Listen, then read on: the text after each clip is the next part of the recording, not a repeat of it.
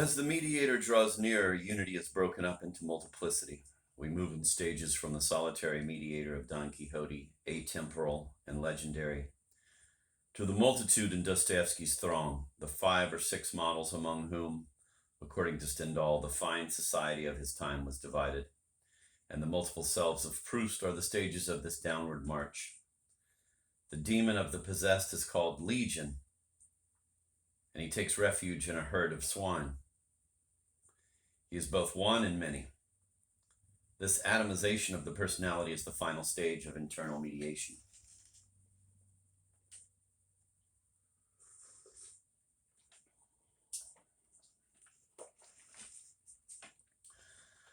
Many writers have taken note of this multiplication of mediators. In his last novel, Der Comet, Jean-Paul takes his inspiration from Don Quixote. His hero, Nicholas Markgraf, like an actor, exchanges his soul for another's.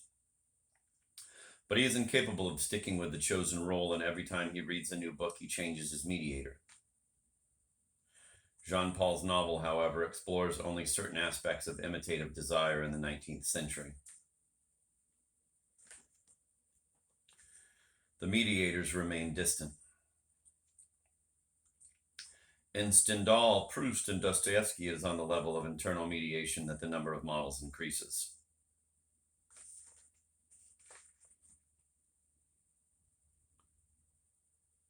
And it is in internal mediation that the profoundest meaning of the modern is found.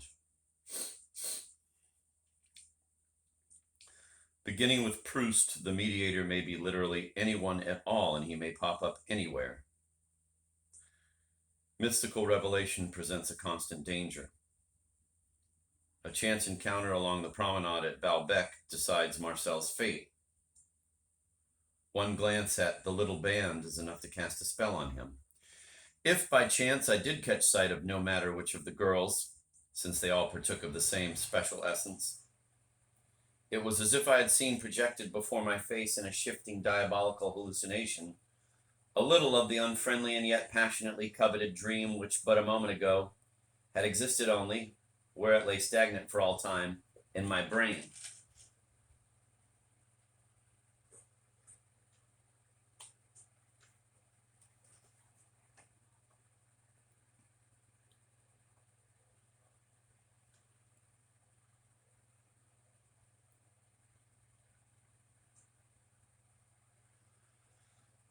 Proust's no matter which becomes so automatic in Dostoevsky that it provokes a farcical horror. In this case, as in others, Dostoevsky presents us with the truth of the Proustian experience in an exaggerated form.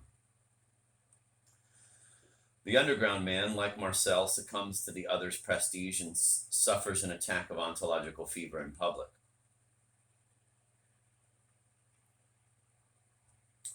In both cases, the hero finds he is in the presence of a dream, which is hostile yet passionately desired. If we read carefully, we find that the two novelists reveal identical structures. The unknown officer, finding the underground man in his way, simply takes him by the shoulders and removes him. Proust's narrator is not himself the object of the little band's mistreatment, but he watches Albertine jump over the head of a terrified old man, and he identifies with the victim.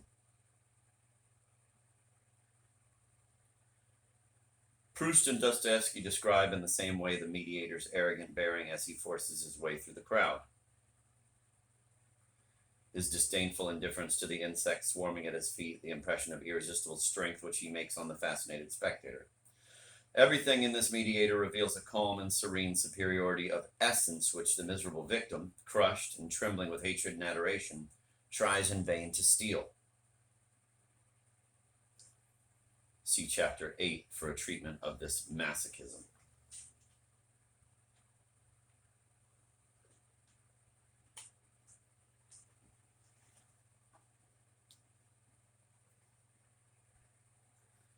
As the mediation becomes more unstable, the yoke grows heavier. Don Quixote's mediation is a feudal monarchy, which is sometimes more symbolic than real. But the underground man's mediation is a series of dictatorships, as savage as they are temporary. The results of this convulsive state are not limited to any particular area of existence. On the contrary, they are totalitarian.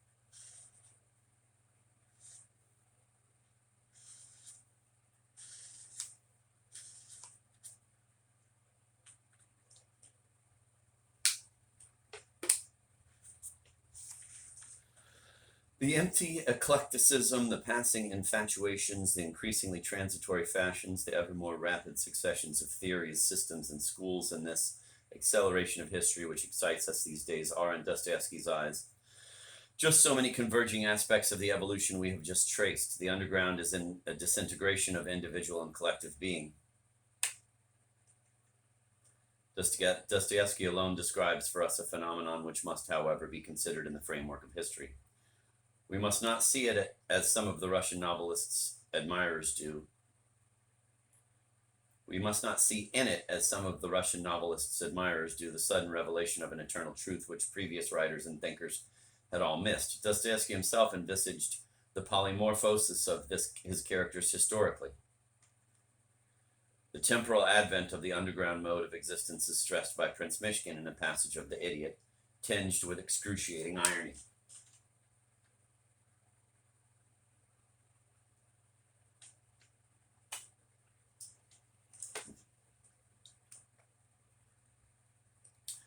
People of long ago, and I swear I've always been struck by this, were very different from people of our time. They were like another kind of human species.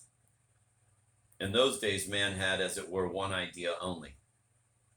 Our own contemporaries are more nervous, further developed, more sensitive, capable of following 2 or 3 ideas at the same time. Modern man is broader, and it is this, I would say, which prevents him from being a single, unified being as in past centuries.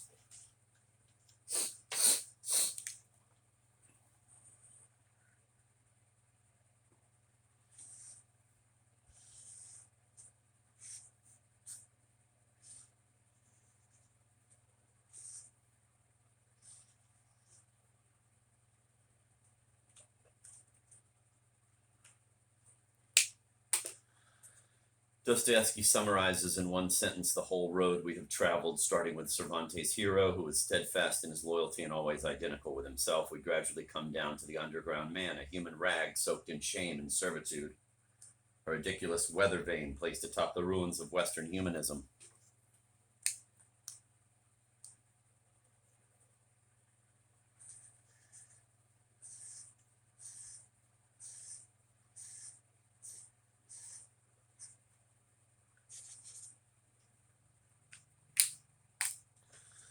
Thus, the most diverse forms of triangular desire are organized into a universal structure. There is no aspect of desire in any novelist which cannot be linked with other aspects of his own novel and with all other novels.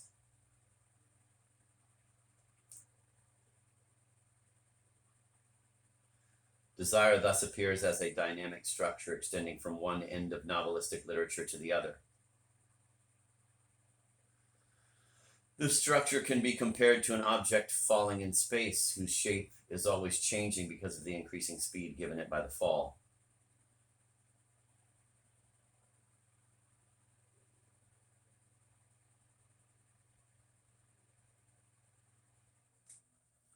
Novelists situated at different levels describe this object as it appears to them. Usually they have only a suspicion of the various changes it has undergone and will yet undergo. They do not always see the connection between their own observations and those of their predecessors. The task of revealing that connection is incumbent upon a phenomenology of the novelistic work. This phenomenology does not have to observe the divisions between the various novels, moving freely from one to another. It attempts to espouse the very movement of the metaphysical structure. It seeks to establish a topology of imitative desire.